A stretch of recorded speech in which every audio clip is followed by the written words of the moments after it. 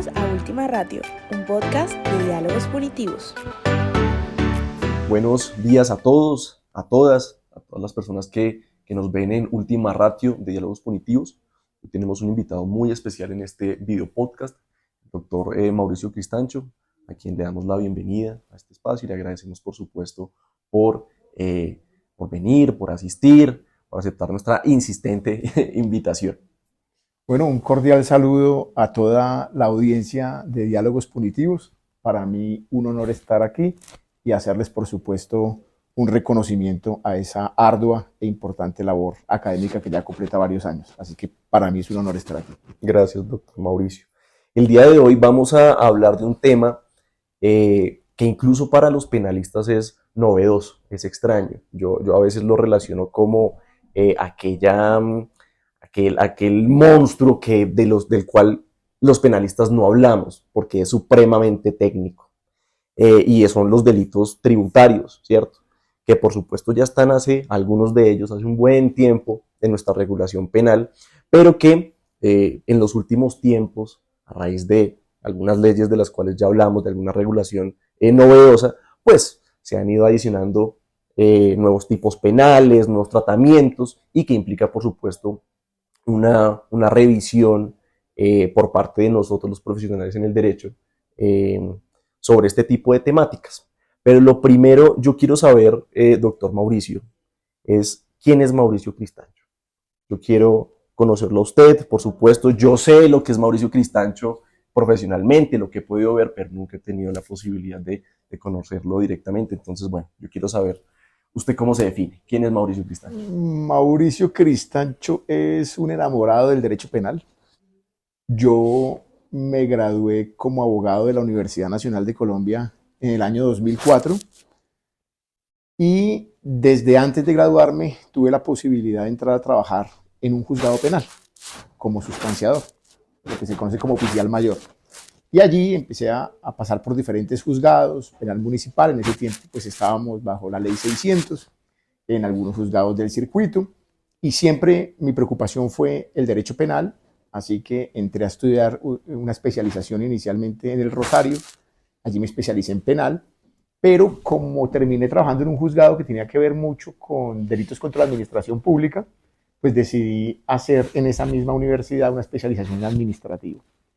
Y luego, atendiendo a que la suma de créditos ya me daba para una tercera especialización, entonces hice una en constitucional. Y empecé a enfocarme, salí de trabajar de la rama judicial y empecé a ejercer el derecho como abogado penalista y empecé a inclinarme por el derecho penal económico desde ese momento. Y eso me llevó a hacer una especialización en derecho comercial en la Universidad Javeriana. Y luego tuve la posibilidad de viajar a Europa, estuve en Barcelona, allí hice una maestría en Derecho Internacional de los Negocios, en ESADE Business School, luego hice una maestría en Ciencias Penales en la Universidad Pompeu Fabra, luego hice una maestría en Criminología en la Universidad de Barcelona y finalmente hice el doctorado en la Universidad de Barcelona, el doctorado en Derecho y Ciencias Políticas. Llevo más de 20 años de graduado, más de 17 en el ejercicio profesional. Soy profesor de la Universidad Nacional de Colombia, allí en pregrado, en posgrado. En posgrado he manejado las líneas de Derecho Penal Económico y de Derecho Penal Constitucional. Y también soy conjuez del Tribunal Superior de Bogotá y escribo algunos artículos, algunos libros de vez en cuando y nos movemos siempre en el escenario del derecho penal. Muy interesante, doctor Mauricio. O sea, al final vemos que claro y es común, la carrera del abogado tiene que ir acompañado de una carrera académica, ¿cierto? Yo recuerdo cuando yo me gradué, me decían, hoy es el primer día en donde usted deja de ser menos abogado si no ha leído, si no ha estudiado, ¿cierto? ¿Qué tal ese reto de ser profesor en la Universidad Nacional? No, muy importante y le voy a confesar algo. Y esto pues lo digo con total respeto por las personas que están estudiando y tienen que formarse. Pero yo tengo un montón de títulos, pero realmente lo que forma al abogado es la disciplina propia. Yo hoy diría que ni siquiera hay que ir a una universidad para desarrollar conocimiento. Solo cuando tenemos preocupaciones sinceras y cuando realmente nos apasiona un tema es que nosotros podemos lograr profundizar y crear conocimiento. ¿Por qué? Porque tenemos dudas, no entendemos, queremos saberlo todo. Por eso cada vez que en la universidad yo dirijo alguna tesis de maestría, el primer punto a tener en cuenta es cuál es el tema que le gusta. Porque debe ser un tema que le guste independientemente de lo que le diga su director. Un tema que a usted le guste, pero cuando a usted le guste va a profundizar en él, lo va a querer. Y como las maestrías y los doctorados con el tiempo termina uno ya no queriendo saber más del tema, pues tiene uno que tenerle cariño a determinados temas para poder profundizar. Y todo eso es lo que yo trato de mostrar en la Universidad Nacional. La Universidad Nacional particularmente me llama mucho la atención, se ve mucho talento en sus estudiantes, mucha capacidad, y es mostrar una preocupación por la realidad del derecho penal. Algo que debemos tener todos en cuenta es que el derecho penal está siempre muy cerca de nuestras casas, de nuestros hogares. Un hermano, un ser querido, nosotros mismos podemos terminar en un proceso penal y desafortunadamente el derecho penal yo creo que es la rama del derecho más bonita de estudiar. Todos los ejemplos son muy lúdicos, muy interesantes, pero la realidad del derecho penal es dolor. Y es dolor para todos los que intervienen en el derecho penal, no solo para las víctimas de los delitos, sino también para los victimarios. El derecho penal es dolor por donde se le mire. Entonces, cuando estamos en la universidad debemos ser conscientes de eso y mirar el derecho penal, claro, con amor, pero también con profundo respeto por lo que representa en realidad. Estoy totalmente de acuerdo.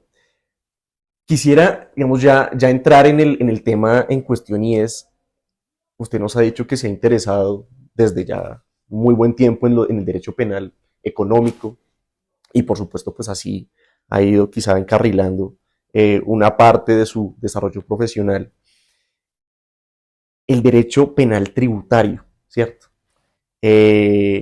¿Cómo nace, cómo empieza ese interés genuino? Porque al final pues usted ha escrito obras al respecto.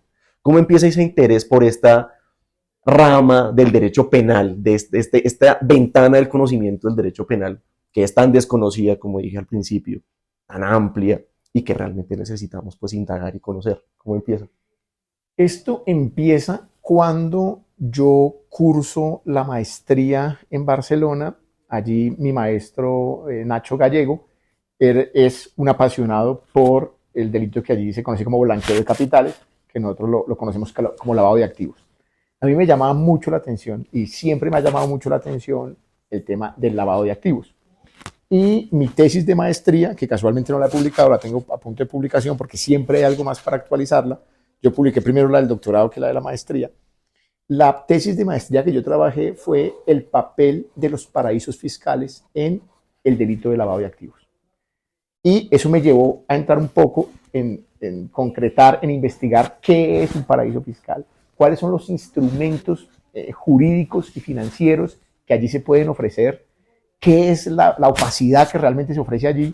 Y eso me llevó a escribir esta maestría y a seguir profundizando en el tema. A partir de esas inquietudes, las reflexiones que yo hacía era, bueno, ¿qué pasa cuando un colombiano hace uso de todos estos instrumentos en los denominados paraísos fiscales, por ejemplo? Y encontré entonces un déficit de cobertura del derecho penal en la movilización de dinero a estos territorios. Claro, debiendo dejar claro que mover dinero a estos territorios no puede ser considerado delito, pero sí que son herramientas que resultan útiles si eventualmente se quiere lavar dinero. Entonces me surgió la duda por el tema del derecho tributario y realmente yo llego dándole la vuelta al asunto porque hago un análisis de cuál es la cobertura que le da el derecho penal al patrimonio público.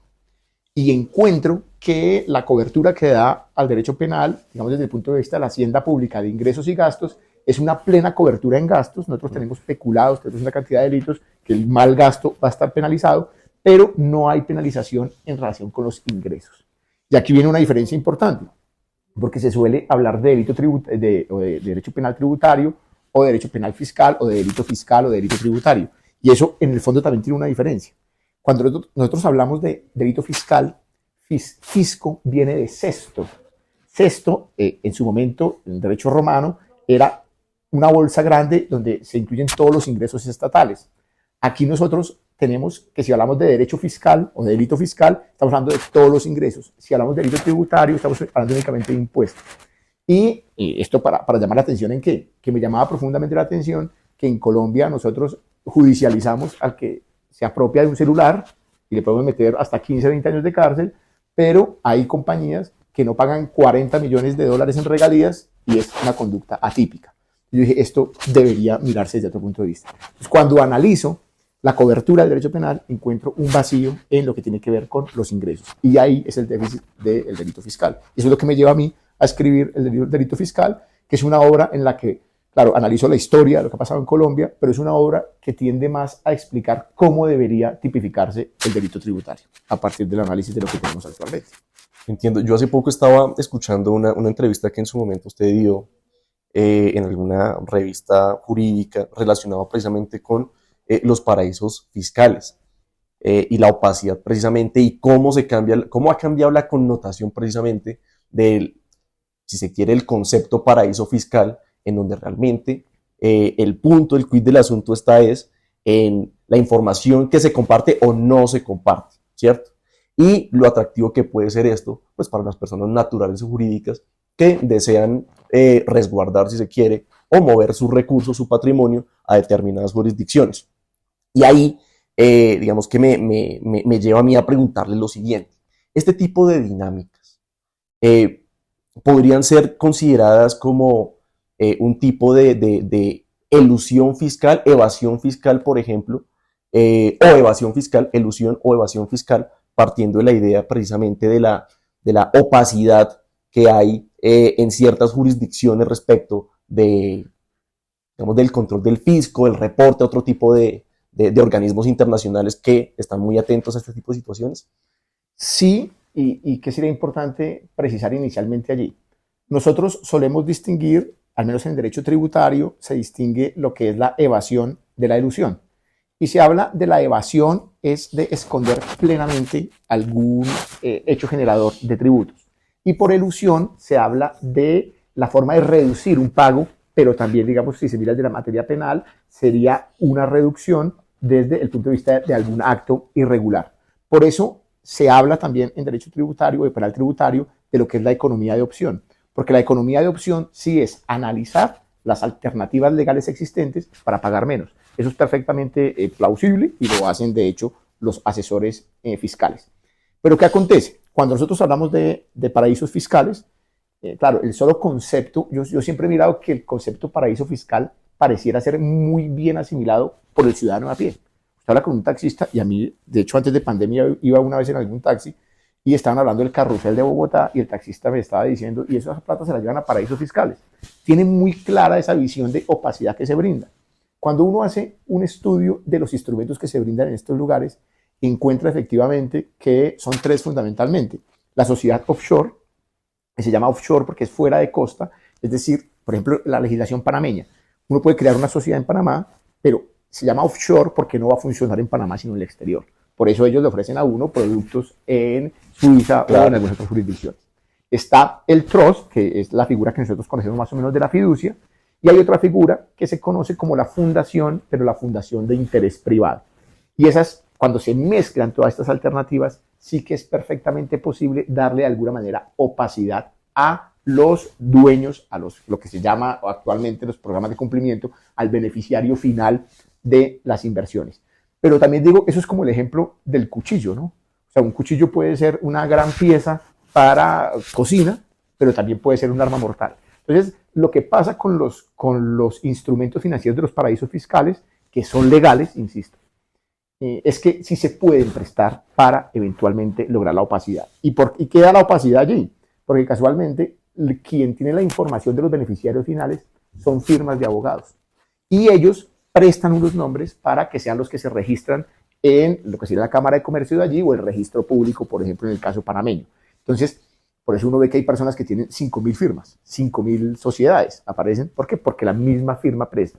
Y cuando nosotros conocimos los escándalos como Panama Papers, ustedes recordarán que lo que hubo fue una filtración a una firma de abogados, que fue Mossack y Fonseca. Allí fue cuando supimos. ¿Por qué? Porque ellos sí son los que manejan la opacidad. Entonces, sí que existe una verdadera posibilidad de ocultar la titularidad de determinados activos, pero no por ello puede uno tampoco satanizar la figura, porque de alguna manera es legal. Es cuando se le da un uso indebido para lo que usted precisamente me pregunta, que puede ser ocultar algunas obligaciones al fisco colombiano, llevándose el dinero o ocultándolo allí.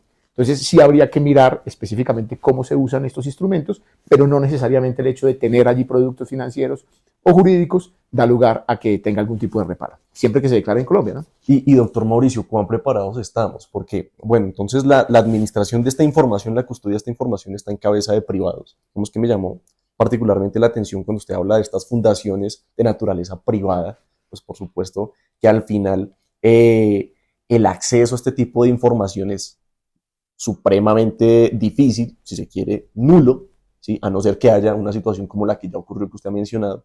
Pero entonces, ¿cuán preparados estamos nosotros aquí en Colombia con todos nuestros instrumentos para prevenir, si se quiere, o para detectar ese tipo de riesgos jurídico-penales? Varias cosas. Los estados en desarrollo de su autonomía pueden, y de hecho OCDE lo pide, OCDE saca listas, puede decirle, usted haga una lista de lo que usted considera para usted es un paraíso fiscal. Y aquí hay que aclarar que paraíso fiscal, cuando hablamos de ese término, viene de que hace algunos años había algunas jurisdicciones que ofrecían muy bajas tasas impositivas. Si, por ejemplo, nosotros declaramos renta al 33, algún lugar de esos decía, aquí pague renta al 2. Entonces es muy atractivo llevar el dinero allí. Claro. La comunidad internacional pronto entendió que cada estado y cada jurisdicción, en ejercicio de su soberanía, puede imponer las tasas que a bien tenga. El problema entonces con los denominados paraísos fiscales es que no haya un efectivo intercambio de información. Por eso, hoy día se conocen como jurisdicciones no cooperantes. Y cada estado puede hacer su listado, pero también influye mucho la capacidad y la potencia que tenga un estado. Y en esto debemos ser muy francos. En los Estados Unidos, por ejemplo, a partir de la USA Patriot Act, que fue la legislación que se dictó a propósito de las Torres Gemelas, ellos dijeron, yo no voy a hacer lista de paraísos fiscales. Sencillamente, si yo pido información a alguna jurisdicción y no me la da, sanciono a esa jurisdicción. Por eso, y esto es una realidad práctica, si alguna persona desea abrir un producto financiero, por ejemplo en Panamá, que es el ejemplo que tenemos, los panameños revisan pasaportes para decir, en los 10 años anteriores, usted no puede ser ni residente ni ciudadano americano, porque si no, el Estado americano me obligaría a revelar información. ¿Qué pasó en Colombia? Muchos decíamos, oiga, toca hacer la lista de paraísos fiscales, y efectivamente en el año 2012, el presidente Santos en ese momento saca una lista de paraísos fiscales. Y casualmente el primero que pone en la lista es a Panamá. Al día siguiente, Panamá elevó su nota de protesta y dijo, si yo soy un paraíso fiscal, pues los barcos con bandera colombiana no vuelven a pasar por el canal. Y tuvieron que retirarlo de manera inmediata. Entonces, también se requiere cierta fortaleza y cierta dinámica que se viene a materializar realmente con acuerdos de cooperación.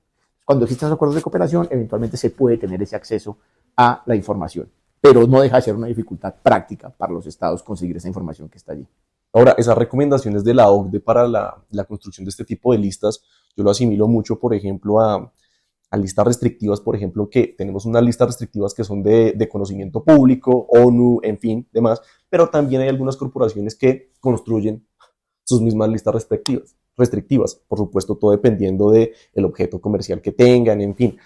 ¿Usted no considera que este tipo de construcción de listas, a pesar de que, por supuesto, su denominación pueda cambiar respecto a los estados como jurisdicciones no cooperantes, paraísos fiscales, ¿usted no le parece que este tipo de conductas pueden como lesionar de alguna manera las relaciones bilaterales entre los estados, digamos, más allá de las connotaciones comerciales, ¿cierto?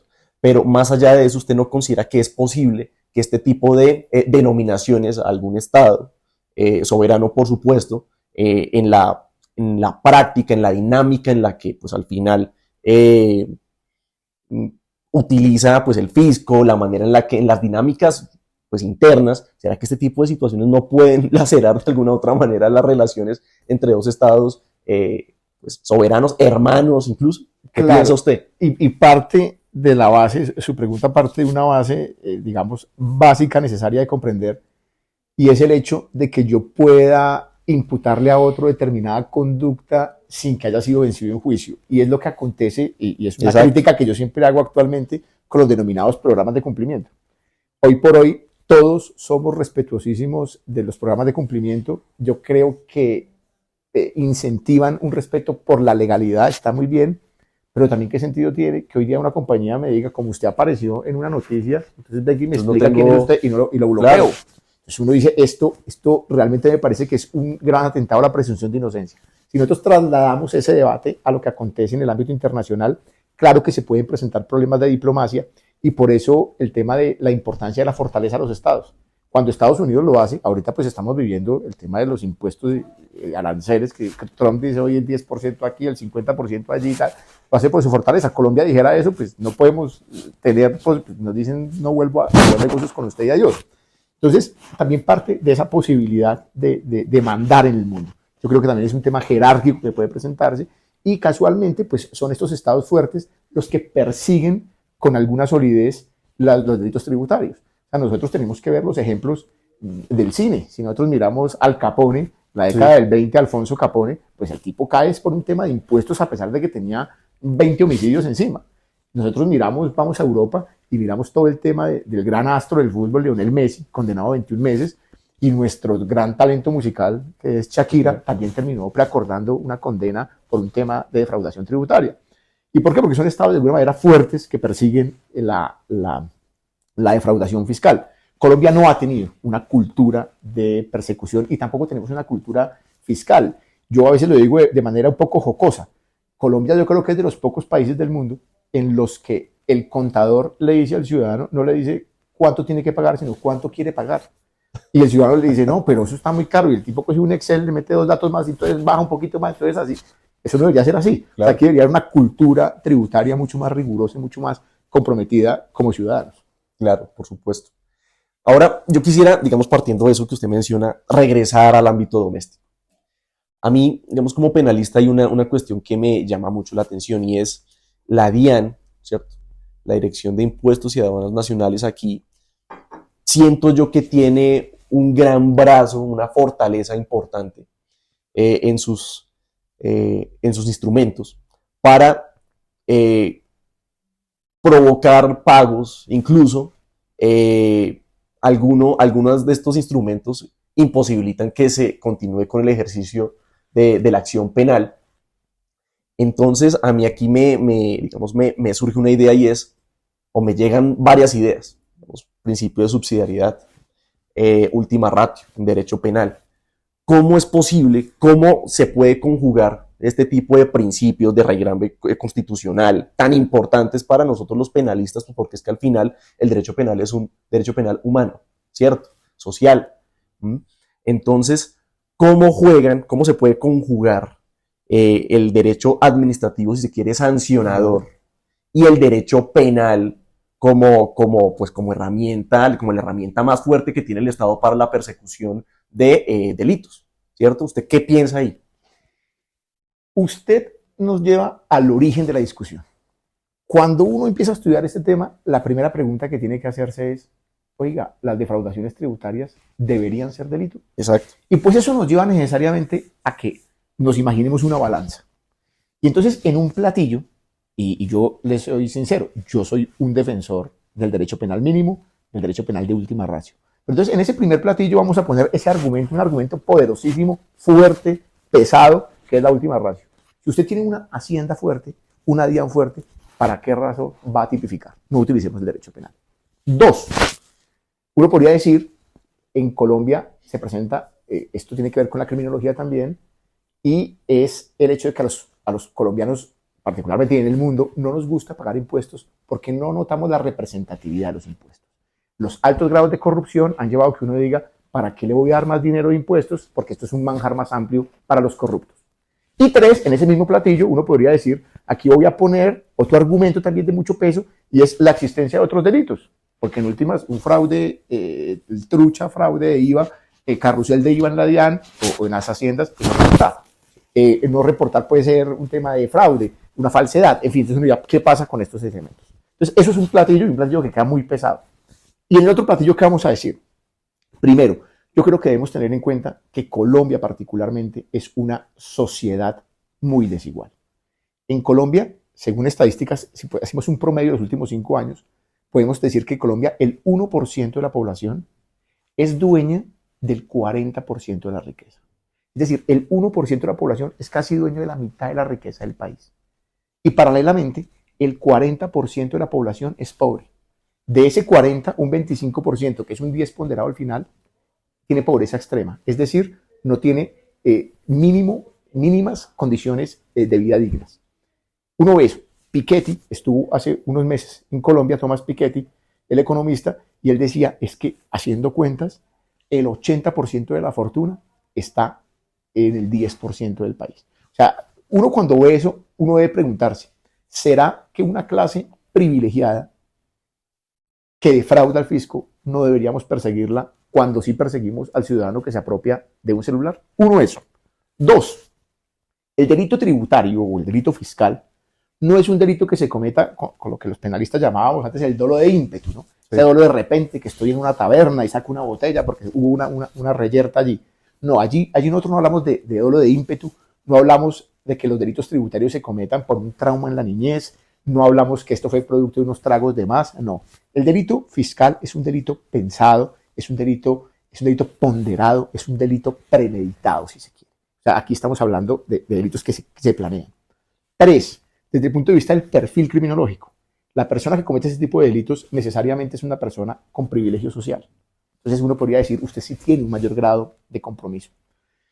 Y hay un autor, yo siempre recomiendo al que le guste el tema de los delitos tributarios, un autor alemán que se llama Lothar Kuhlen, y él plantea la necesidad de que los delitos existan simplemente por un envío de un mensaje persuasivo a la sociedad.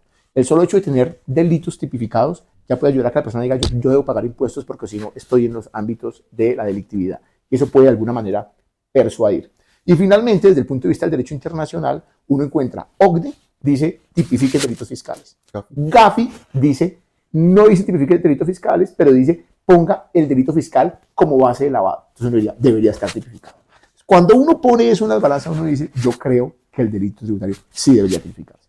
Porque uno también, pues ya también podría decir, entonces el hurto en las calles, pues solucionémoslo con derecho policivo. Y estamos de acuerdo. Pero no sigamos nosotros, porque un problema que tenemos en Colombia es que la gran exclusión social que tenemos la terminamos remediando con inclusión penal. Entonces tenemos un código penal bastante clasista, que sí persigue hasta con 28 años de cárcel, puede dar un hurto agravado y calificado, sí, y que una compañía que se lleva 40 millones de dólares en regalías sea una conducta típica. Yo creo que ese ejercicio es hacerlo, claro, ahora sí, hacerlo bien, ¿no? Hacer un delito que sea coherente, un delito que tenga una estructura lógica constitucionalmente válida. A mí me llama mucho, pues estoy de acuerdo sobre todo con el mensaje de prevención general que usted menciona. Y también pues las diferentes alternativas que tenemos los ciudadanos, digamos, que eventualmente alguna persona se vea inmersa en este tipo de situaciones es, hombre, si yo no pago, me voy a ver inmerso en la comisión de este tipo de conductas, al final voy a tener que pagar, voy a tener, si quiero salir jurídicamente ileso, si se quiere, incluso, digamos, entre comillas, jurídicamente ileso, voy a tener que pagar con todo lo que eso implica, intereses, demora y demás. Ahora, también hay una cuestión que me ha llamado a mí la atención y es, hombre, al final nosotros sabemos que hay delitos en donde la calificación jurídica implica que sea una persona particular, ¿sí? Un sujeto calificado quien cometa ese tipo de delitos, cualquier delito, ¿cierto? Hay delitos que no, que lo puede cometer cualquier persona. Y usted ha traído, digamos, un concepto de Tomás Piketty, digamos, la connotación social pues, de nuestro mundo, del capitalismo, de cómo se mueve el dinero, cómo tiene que moverse el capital, no para el crecimiento individual, si se quiere, sino para el crecimiento colectivo. Pero, y ahí digamos que va mi punto, usted habla que hay tipos penales que su ejecución puede ser simplemente ejecutada, pues, valga la redundancia, por personas privilegiadas. ¿Usted considera que los delitos fiscales debería incluirse quizá algún sujeto activo calificado con este tipo de delitos? Pues porque al final entonces vemos que estos delitos son cometidos por un sector privilegiado de la sociedad, que son aquellas personas que, por supuesto, además de declarar renta, que todo lo tenemos que hacer, o que sería una muy buena práctica para la sociedad, pues hay personas que dentro de esa bolsa, pues no declaran no solamente lo que no tienen, ¿sí? Sino que declaran lo que tienen mucho menos, por supuesto, o simplemente pues se hacen los de la vista gorda, ¿sí? Pero entonces esta conducta está simplemente ligada a cierto sector de la sociedad. ¿Usted considera que este tipo de alternativas sería necesaria? Aquella persona, vemos que simplemente que la calificación del sujeto sea aquella persona cuyo patrimonio ascienda a tanto o que no haya declarado tanto, a pesar de que incluso esto pueda sobreponerse, digamos, en la génesis a la cultura de legalidad de la sociedad, porque a pesar de que por supuesto yo no tenga el patrimonio que sí tienen otras personas naturales, pues al final a mí también, yo también debo tener una cultura de legalidad respecto a la ley penal, ¿cierto? Entonces, ¿usted qué piensa? ¿Es necesario este tipo de medidas? ¿Usted qué cree? Usted me lleva a hablar de dos puntos supremamente importantes de cara a lo que debe ser la tipificación de los delitos fiscales. El primero tiene que ver con determinar si debemos fijarle o no un sujeto activo calificado. Es decir, si lo convertimos en un delito especial. Y lo primero que debemos señalar es que si lo miramos en Colombia, por lo menos, nosotros, omisión de agente retenedor, tenemos un sujeto activo calificado, el agente retenedor. En 434B tenemos el contribuyente. Y eso lleva a que uno diría, tenemos un sujeto activo calificado. Pero luego de estudiar un poco más a profundidad este tema, yo creo que se debería crear un delito muy simple, algo así como el que defraude a la hacienda pública. ¿Por qué? Porque, y estos son ejemplos que ha desarrollado con mayor profundidad el profesor Silva Sánchez, pero está el ejemplo del sujeto activo calificado que actúa sin dolo, pero actúa con más personas. Las otras personas no pueden ser vinculadas. Mira, hay un ejemplo de la esposa y el esposo. Una esposa, se dice, yo lo tengo en el libro, la esposa que nunca estudió y el esposo es el que siempre lleva las cuentas del hogar. Y el esposo le dice a la esposa que ya tiene toda la declaración lista y que la firme. Y la pone a defraudar enormemente. La esposa no tiene conocimiento, de hecho le dice que haga todo bien y la esposa firma eso. Dice que si nosotros miramos la responsabilidad de ella, diríamos que tiene una atipicidad subjetiva. Sí. ¿Por qué? Porque a partir del finalismo ubicamos el dolo en la tipicidad. Pero si es así, nosotros no podemos vincular al esposo por el delito tributario. ¿Por qué? Porque coautor no puede ser porque no tiene calidad. Y como quiera que a nosotros nos rige el principio de accesoriedad limitada, sí, tampoco puede ser partícipe, ni determinador, ni cómplice. ¿Por qué? Porque la conducta fue atípica. Claro. Y debe ser típica y antijurídica en virtud del principio de accesoriedad limitada. Y no sería interviniente, primero porque además la figura, la interpretación que ha dado la Corte a la figura del interviniente creo que ha sido la peor interpretación posible en la jurisprudencia sobre esa figura, pero ello llevaría a que sea un coautor sin calidades y aquí no se cumpliría el fenómeno de la coautoría. Entonces, por eso es que Silva dice, no, lo que debemos hablar de accesoriedad objetiva, pero nos lleva en todo caso o a buscar otro delito, que es el fracaso de la teoría del delito por tener sujeto activo calificado. Lo que decíamos un poquito más allá, debemos es simplificar al contrario. Y dos, el segundo tema importantísimo que usted trae a colación tiene que ver con fijar o no una cuota defraudatoria, que yo creo que sí es necesario, primero para evitar la hipercriminalización, es decir, que la Fiscalía no se nos vuelva el chepito de la DIAN, que desafortunadamente está pasando actualmente. Porque se están prescribiendo las deudas en el derecho administrativo, en la DIAN, y ¿qué hacen? Compulsan copias, como el término de prescripción es más amplio, pues le revivieron la deuda al ciudadano. Yo creo que eso hay que mirarlo muy bien, eso hay que buscarle una salida a la deuda prescrita en sede administrativa. Pero el tema de fijar una cuota debe mirarse desde dos perspectivas. Primero, si se establece como un ingrediente normativo del tipo o si se hace como una condición objetiva de punibilidad. Yo creo que para evitar, y esto se ve en otros escenarios, por ejemplo en España, Alemania, es delito a partir de tanta cuantía. Y si no es infracción administrativa. Así no debe ser. ¿Por qué? Porque en teoría el error puede presentarse un error sobre la cuantía, en fin. Entonces lo que se busca es que haya una defraudación y que el monto no sea ingrediente normativo, sino sea condición objetiva de punibilidad. Es decir, solo vamos a perseguir, el delito está si defrauda usted un peso, pero solo vamos a perseguir si defrauda por encima de tanto, para que eso no sea parte de la estructura del ingrediente. Y con eso podemos tener entonces un artículo muchísimo más coherente, armónico y que sea de alguna manera de fácil tipificación. No, excelente.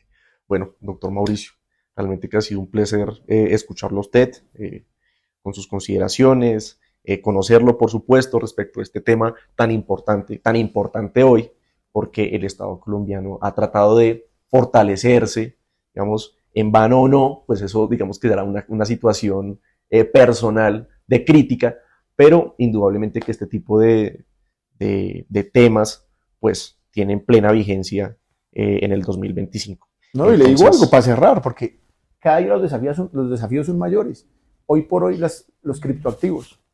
Mira, el tema de los criptoactivos es un desafío para todos. O sea, ahí está el gran lavado de dinero en el país, las grandes defraudaciones tributarias, y tenemos un Estado paquidérmico. Pero digamos que ya va a entrar el Estado la necesidad de que se actualice, de que aplique inteligencia artificial y empecemos nosotros de verdad a perseguir la criminalidad con contundencia y no simplemente con oficiales de cumplimiento mandando reportes a ojo de buen cubero.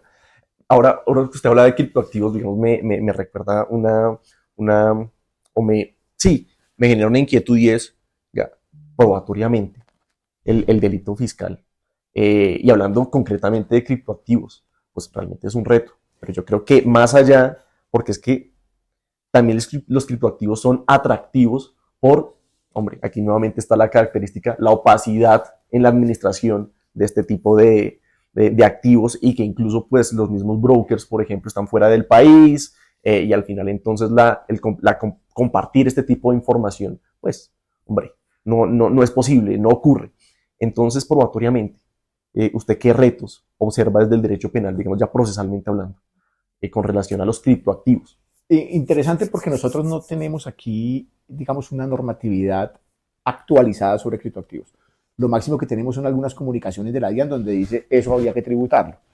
Pero encontrarlo en la práctica es muy difícil. No sé si de pronto ustedes han hecho el ejercicio. Alguna vez nosotros, desde el punto de vista académico, fuimos y compramos no un criptoactivo, no un Bitcoin, porque un Bitcoin vale muchísimo dinero, pero uno puede comprar un pedacito de Bitcoin. Sí. ¿Y qué pasa? Hay cajeros en Bogotá. Uno puede ir a ese cajero, comprar un Bitcoin, le dan una billetera que puede ser un papel, un código QR. Hicimos el ejercicio, yo le mandé a una amiga que estaba en Barcelona, le dije, cómprate, donde le reciban allá, se compró una torta de alguna cosa.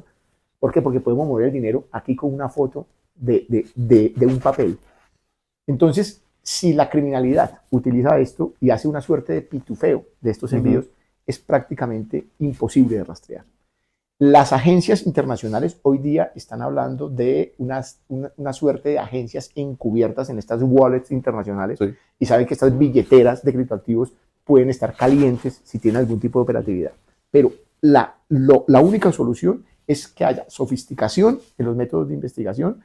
Hoy por hoy se habla de estos instrumentos encubiertos, y actualizar la fiscalía, y que la fiscalía invierta en actualización, inteligencia artificial, persecución de cuando se saca el dinero, porque el dinero en algún momento tiene que monetizarse, aunque puede eventualmente pues transferirse, en fin, pero en últimas hay que monetizarlo para sacarlo. Entonces, perseguir la salida del dinero, pero sí es un desafío muy grande. Es un desafío muy grande porque el gran lavado de dinero hoy está allí, y por supuesto el que quiere evadir impuestos pues tiene un refugio allí ideal que se materializa en un código.